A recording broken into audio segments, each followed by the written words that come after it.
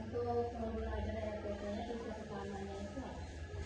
Tujuan utama dari guru ajar ini adalah untuk mempermudah guru mempunyai ajar apa saja materi yang akan diajarkan dan bagaimana atau metode apa saja yang cocok dengan materi yang akan kita ajarkan. Nah, untuk komponen modul ajarnya itu ada apa aja? Kalau yang sekarang kurikulum merdeka itu modul ajar pasti ada yang pertama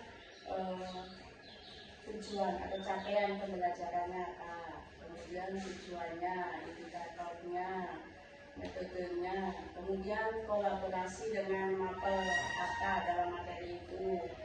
Ya, kemudian yang harus ada juga yaitu ada assessment atau penilaian. Terus bagaimana cara kita menentukan tujuan pengajarannya untuk siswa? Untuk sementara ini kita masih dipermudah karena kita bisa melihat langsung dari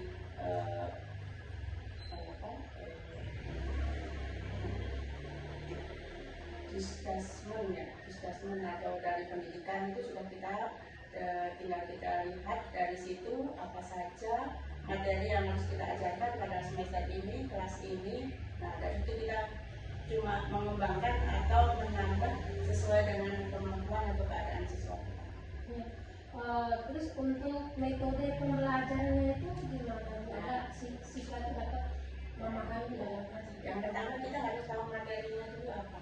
Kalau kita sudah tahu materinya apa, baru kita mencari metode yang kira-kira bisa kita terapkan untuk siswa kita. Itu caranya. Perbedaan RPP pada kurikulum merdeka dan kurikulum sebelumnya apa? RPP sama kurikulum yang sekarang itu namanya RPP. Kalau sekarang diganti dengan modul ajar. Sebenarnya isinya hampir sama. Di situ yang ada di RPP juga kita tulis juga di modul ajar. Cuma di modul ajar mungkin lebih lengkap lagi dan lebih mudah sehingga kita bisa menjalankan modul ajar sesuai dengan yang sudah kita rancang. Untuk asesmennya itu bagaimana cara kita menyusun? Asesmen ini juga kita harus melihat dulu kemampuan siswa. Kira-kira asesmen apa yang cocok dengan materi yang sudah kita berikan dan cocok dengan kemampuan siswa. Karena kita tahu bagaimana kemampuan siswa rata-rata. Kalau memang di dalam kelas ada yang menonjol, tetapi yang paling yang banyak yang rata-rata itu yang bisa kita jadikan acuan bagaimana asesmen atau penilaian itu kita buat. Apa yang harus diperhatikan dalam menyusun langkah-langkah kegiatan pembelajaran? Yang kita perhatikan dalam menyusun langkah-langkah pembelajaran, yang pertama tentu saja waktu, kemudian materi.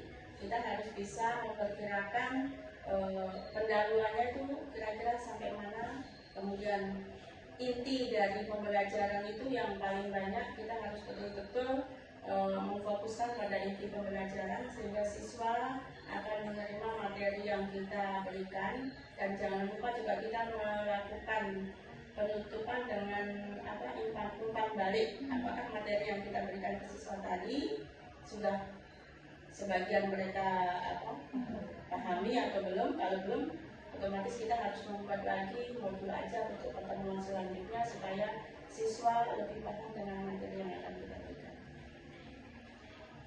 Bagaimana cara memilih metode pembelajaran yang tepat saat menyusun RPP? Untuk saat ini kita banyak sekali metode-metode yang bisa kita pilih. Seperti yang awal tadi, yaitu tergantung dengan kondisi siswa kita.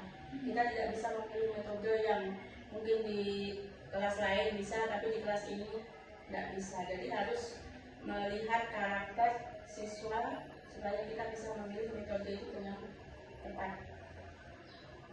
Kira-kira kendala apa aja yang Ibu hadapi ketika menyusun atau menerapkan RPP di kelas? Ini kendala ini yang sering kita hadapi. Yang pertama, kita sudah berusaha untuk menyusun modul ajar seruntut mungkin atau sesuai dengan langkah-langkah, tapi kadang begitu masuk di kelas langkah-langkah itu tidak bisa kita jalankan karena yang kendala yang pertama, motivasi siswa sekarang sangat kurang. Dan kedua, vocab siswa, penguasaan vocab juga sangat kurang. Jadi mungkin dari situ, dan siswa juga meskipun kita kasih pinjam kamus, mereka jarang mau mempergunakan kamus itu. Jadi itu yang menjadi salah satu kendala dalam kita mau menyusun atau menjalankan langkah-langkah yang sudah kita buat. Terus bagaimana Ibu maksudnya mengevaluasi si RPP yang udah dibuat itu? Ya, biasanya kan kita setelah ada kegiatan inti, kita biasanya membuat LKS atau lembar kerja siswa. Nah, dari lembar kerja siswa itu kita bisa melihat apakah siswa kita sudah paham apa yang kita berikan tadi materinya atau belum. Kalau mereka sebagian besar sudah mendapatkan atau menjawab pertanyaan atau lembar kerja siswa itu dengan baik, otomatis kita bisa melihat di situ bahwa anak-anak sudah paham apa yang kita berikan. Tapi kalau masih banyak kesalahan, berarti mereka belum paham, sehingga kita harus membuat desain ulang untuk memberikan materi itu. Ya, itu aja pertanyaan dari kita. Terima kasih atas kesempatannya ya Bu. Sama-sama, mudah-mudahan di kedepannya adik-adik bisa lebih mungkin karena sekarang itu IT yang penting ya, kita yang sudah berkadang ini, tapi untuk adik-adik yang masih muda otomatis akan dibantu banyak dengan adanya IT, sehingga siswa lebih tertarik ya. Terima kasih. Terima kasih Bu.